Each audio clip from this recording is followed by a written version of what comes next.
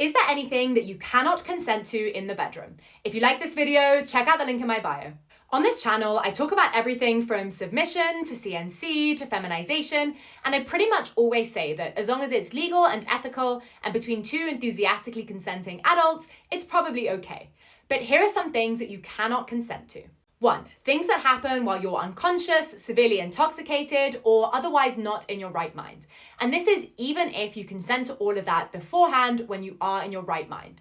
Why? Well, because consent has to be active and ongoing.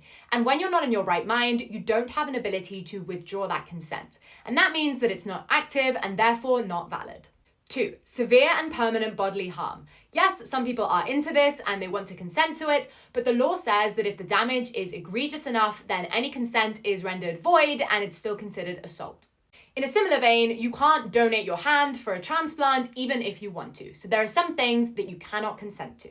3. Consent under an extreme real-life power imbalance. Yes, power imbalances are very fun in the bedroom, but when there is a real-life imbalance and it is excessive enough, then that also makes any consent invalid. A common example here is an inmate and a prison guard. Because the prison guard has so much control over everything in the inmate's life, then any consent that is given there is not valid because it's not really being freely given. It's super important to have an ironclad understanding of consent, boundaries, and safety, because these are the things that allow you to then push the boat out and get very adventurous and intense in the bedroom.